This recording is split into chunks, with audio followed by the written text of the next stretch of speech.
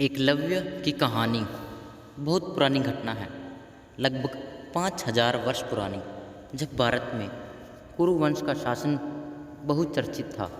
उन दिनों एक भील बालक था जिनका नाम एकलव्य था। वो भीलों के राजा का पुत्र था। एकलव्य एक सुंदर गठीले बदन वाला एक होनहार बालक था और अपनी उम्र के बालकों से बहुत भिन्न था। छोटी उम्र से ही उसके स्वप्न में थे, स्वयं के विचार थे, जिसके कारण सभी उससे प्रभावित थे। एक दिन भील राजा अपने पुत्र एकलव्य को बड़ी गंभीरता से देख रहे थे और विचार में थे। एकलव्य उन्हें बहुत खोया खोया और बेचैन दिखाई दे रहा था। अन्य बच्चों की तरह उसका मन बचपन की शरारतों में नहीं बल्कि किसी उलझन में उलझा दिखाई दे रहा था। पिता पुत्र एकलव्य से इस गंभीरता का कारण पूछते हैं।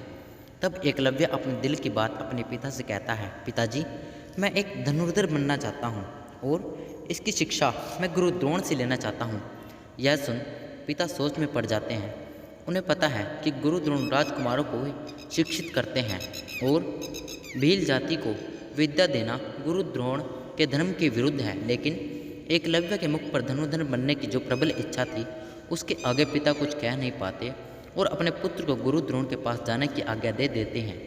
एकलव्य बहुत उत्साह के साथ गुरुकुल की तरफ यात्रा शुरू करता है और कई तरह के स्वप्न और दृढ़ संकल्प मन में लिए वो गुरु द्रोण के गुरुकुल पहुंचता है। उस समय द्रोणाचार्य हस्तिनापुर के राजकुमारों को शिक्षित कर रहे थे।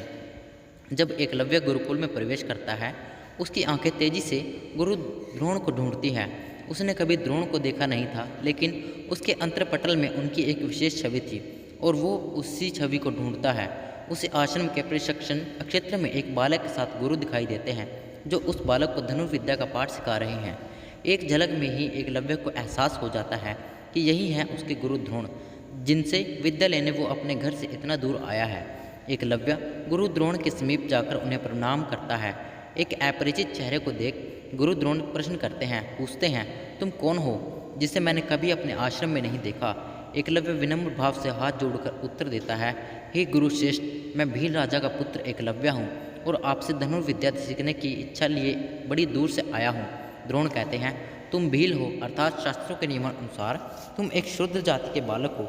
हे बालक, मैं एक उच्च कुलीन ब्राह्मण हूँ और शास्त्रानुसार मैं केवल उच्च कुलीन अर्थात राज परिवार एवं ब्राह्मण के बालकों को ही शिक्षा दे सकता हूँ और यही मेरा धर्म है। मैं तुम्हारी कोई मदद नहीं कर सकता, यह मेरे धर्म के विरुद्ध होगा। एकलव्य को गुरु की बातों का बहुत गहरा आघात पहुंचता है। उसे यह प्रथा एक असहनीय पीड़ा देती है। वो शीश झुकाए खड़ा रहता है। तब समीप खड़ा राजकुमार अपमानजनक शब्दों में एकलव्य को वहां से जाने को कहता है। वह राजकुमार कोई और नहीं बल्कि अर्जुन था, जो एकलव्य से कहता है, क्या तुम्हें जातिगत नियमों का जरा भी ज्ञान नहीं, जो तुम गुरु शिष्य से विद्या सीखने की इच्छा लिए आए हो। इस तरह अर्जुन एकलव्य को आश्रम से अपमानित कर बाहर जाने का रास्ता दिखा देता है। एकलव्य भारी सा मन लिए आश्रम से बाहर निकल जाता है, लेकिन उसके धनुर्धर बनने की इच्छा में लेश मात्र का भी परिवर्तन नहीं होता, बल्कि वो दृढ़ता से अपने लक्ष्य को पाने के विचार में लग जाता है। अपने क्षेत्र में आकर वह जंगल के एक शांत स्थान को चुनता है, उसे स्वच्छ करता है, वहाँ गुरु द्रोण की एक भव्य प्रतिमा बनाता है और दिन प्रतिदिन उनकी पूजा पर धनुर्विद्या का अभ्यास करता है। अपनी लगन एवं गुरु के प्रति निष्काम श्रद्धा के कारण एकलव्य की कला दिन प्रतिदिन निखरती जाती है। वो एक महान धनुर्धर बनने की दिशा में आगे बढ़ता जाता है। कुछ वर्षों बाद एक दिन एकलव्य जंगल में अभ्यास कर रहा था। तभी एक कुत्ता भौंकने लगता है, जो उसके अभ्यास में विघ्न डाल रहा था। पहले वो भौंकने की आवाज़ को नज़रअंदाज करता रहा, लेकिन बहुत देर होने पर उसे गुस्सा आ जाता है और वो अपना धनुष उठाकर कुत्ते की तरफ निशाना साधता है और बिना कुत्ते को आघात किए उसके मुंह में तीरों को इस तरह डाल देता है कि कुत्ते का मुंह खुला रह जाता है, लेकिन उसे जरा भी दर्द नहीं होता। इस तरह उसका भौंकना बंद हो जाता है। उस समय उस वन में कुछ दूरी पर गुरु द्रोण के साथ सभी राजकुमार भी अभ्यास कर रहे थे। तब सभी की नज़र उस कुत्ते पर पड़ती है, जिसे देख गुरु द्रोण आश्चर्यचकित रह जाते हैं और उनके मन में यह जिज्ञासा उठती है कि यह कौन है, महान धनुर्धर है, जिसने इतनी अच्छी तरह से इस कुत्ते का भौंकना बंद किया। द्रोण उससे मिलने की इच्छा प्रकट करते हैं और सभी के साथ वन में उस महान धनुर्धर की खोज में निकल पड़ते हैं। कुछ दूरी पर उन्हें एकलव्य दिखाई देता है, जिसे वे पहचान नहीं पाते और पूछते हैं, क्या तुम वो धनुर्धर हो जिसने इस कुत्ते का भौंकना बंद किया है? एकलव्य उसी विनम्रता से प्रणाम करते हैं हुए हाँ मैं शीश झुकाता है। गुरु द्रोण कहते हैं, हे महशिष्य, मैं तुम्हारे गुरु से मिलना चाहता हूँ जिसने तुम्हें इस काबिल बनाया है। तब एकलव्य थी, इसलिए मैंने आपकी प्रतिमा के सामने दिन प्रतिदिन आपको गुरु मानकर अभ्यास किया और एक धनुर्धारी बन सका। यह देख गुरु द्रोण के मन में बहुत खुशी होती है, लेकिन उनके अहम को आघात भी पहुंचता है, क्योंकि उन्होंने यह पढ़ लिया था कि वो अर्जुन को श्रेष्ठ धनुर्धारी बनाएंगे और एकलव्य के होते यह संभव नहीं। गुरु द्रोण अपने इस अपमान को सहन नहीं कर पाते। तब गुरु द्रोण एकलव्य से कहते हैं, तुमने शिक्षा तो प्राप्त कर ली, पर क्या तुम जानते हो शिक्षा के बदले गुरु को गुरु दक्षिणा दी जाती है? क्या तुम मुझे गुरु दक्षिणा नहीं दोगे? यह सुन एकलव्य बहुत खुश होता है।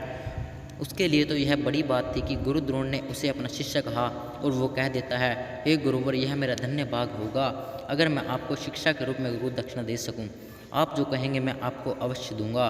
द्रोण कहते हैं, एक बार सोच लो, अगर तुम ना दे सके तुम्हारी विद्या व्यर्थ हो जाएगी। एकलव्य कहता है, आप जो कहेंगे मैं प्राण देकर भी दूंगा। गुरु द्रोण बड़ी क्रूरता से कहते हैं, हे महान धनुर्धर, मुझे गुरु दक्षिणा में तुम्हारे दाहिने हाथ का अंगूठा चाहिए। जिसे सुन वह खड़ा हर एक सतबद्ध रह जाता है, क्योंकि किसी धनुर्धारी से उसके दाहिने हाथ का अंगूठा मांगना मतलब उससे उसकी शिक्षा लेने के बराबर ही था। लेकिन गुरु द्रोण को अर्जुन को ही श्रेष्ठ बनाना था, जो कि एकलव्य के होते नहीं हो सकता था। एकलव्य मुस्कुराते हुए अपने कमरे में बंधे चाकू को निकालते हैं और बिना किसी विपदा के अपने दाहिने हाथ का अंगूठा काटकर अपने गुरु को गुरु दक्षिणा देता है। उसके ऐसा करते ही गुरु द्रोण को आत्मग्लानि होती है, लेकिन वो अपने प्रण के आगे निष्ठुर बन जाते हैं। गुरु द्रोण आगे बढ़कर एकलव्य के शीश पर हाथ रखते हैं और उसे आशीर्वाद देते हैं, पुत्र, अंगूठा देने के बाद भी इतिहास के पन्नों में एक महान धनुर्धारी के रूप में तुम्हें जाना जाएगा। तुम्हारी कथा हर एक मनुष्य के मुख पर होगी। जब कोई गुरु दक्षिणा एवं गुरु निष्ठा की बात कहेगा तो तुम्हें याद किया जाएगा। इस तरह एकलव्य अपने संकल्प के कारण बिना गुरु के भी एक महान धनुर्धर बनता है और अपनी गुरु निष्ठा एवं गुरु दक्षिणा के लिए जाना जाता है। दोस्तों, यह कहानी आपको पसंद आई हो तो कृपया हमारे चैनल को सब्सक्राइब करें। धन्यवाद।